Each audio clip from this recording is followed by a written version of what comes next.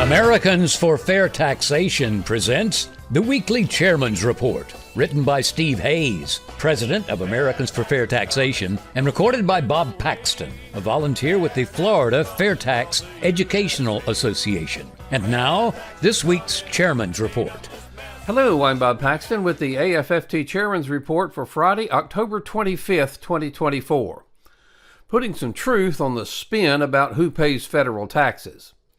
An article by John Goodman in Forbes explains who pays U.S. income taxes and the percentage of the total they pay. Here are some of the points he makes.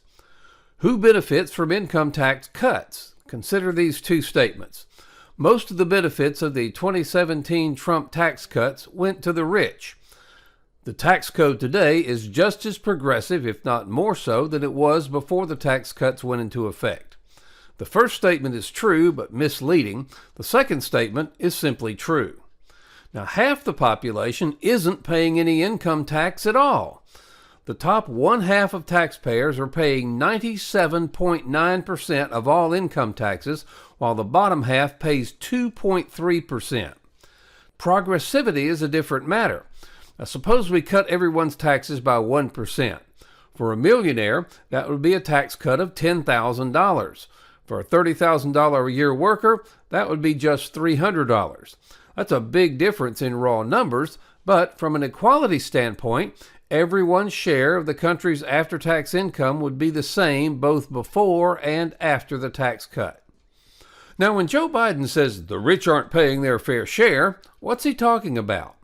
If we define the rich broadly as to refer to the entire upper half, then their share is already approaching 100%, and that's as high as it can go.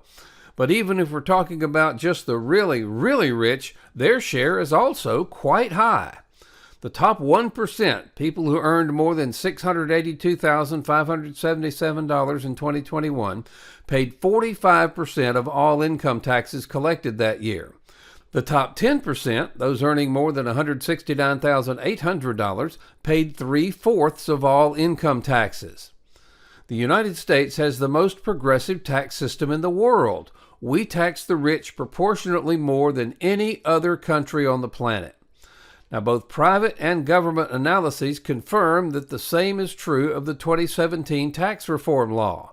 In 2018, the top 20% of the income distribution faced a lower tax rate, but they paid a larger share of the total tax burden than the year before.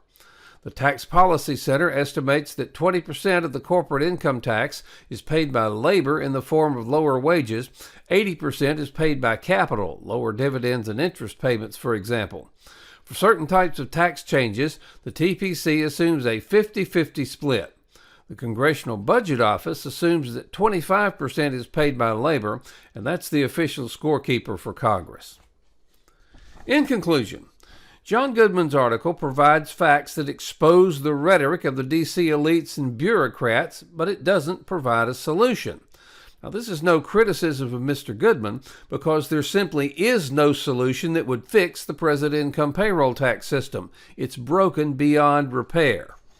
Now, of course, no one likes paying income taxes, and politicians routinely generate support by promising a voting bloc that their tax burden will be shifted onto somebody else. This natural desire by people makes the income payroll tax a great favor to the D.C. elites and their minions in Congress. They know that they can threaten to add or remove a tax benefit, and contributions will flow in from both sides, those who want to see the change implemented and those who oppose it. The D.C. elites and their minions in Congress also greatly value the power they derive from the income payroll tax system. They love the idea of being able to punish anyone who dares to oppose their agenda with higher taxes and IRS audits. Now, are the D.C. elites and their minions in Congress going to willingly give up this system that gives them two of the things they crave the most, power and money? Well, obviously not. All the promised reforms have only resulted in a tax system that's better for them and worse for us. The question we should be asking all the candidates who are seeking our vote is, why do we need such an incomprehensible and corrupt system for funding the government that only benefits the D.C. elites and their minions and not us? Why are we allowing the elites and the D.C. bureaucrats to control our lives through the income payroll tax system when there is a much better alternative, the fair tax? The fair tax is so simple that everyone can understand and comply with it without having to hire expensive professional help. Individuals will not have to file annual tax forms. The fair tax shows the true cost of the federal government on every retail receipt, so all of us can understand how much we're paying in federal taxes and determine if the benefits we're receiving are worth the cost. The fair tax helps U.S. companies compete with foreign competitors and not be required to move overseas to stay in business. It keeps jobs in the U.S. rather than exporting them to other countries. It permanently establishes the solvency of Social Security and Medicare. It eliminates a special treatment for any group of taxpayers, and the fair tax benefits lower income groups more than the present income payroll tax system does, and it is fair. The fair tax eliminates the need to file tax returns, and it eliminates the need for the Internal Revenue Service. The fair tax allows each of us, not the elites and their minions, to determine the amount of federal tax we pay. And the fair tax is the largest transfer of power from D.C. to the people since the Constitution was adopted. The American people will overwhelmingly support the fair tax if they're given the chance, and all of us will benefit from its enactment. The solution? Pass the fair tax.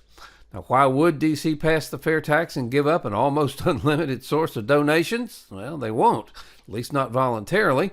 The only way they will is if the rest of us demand it. Isn't it time to end this ludicrous tax collection system and the IRS along with it? Help us bring about real tax reform and stop future IRS abuses. By contributing or investing $10.40 a month, you help provide a financial base to Americans for fair taxation.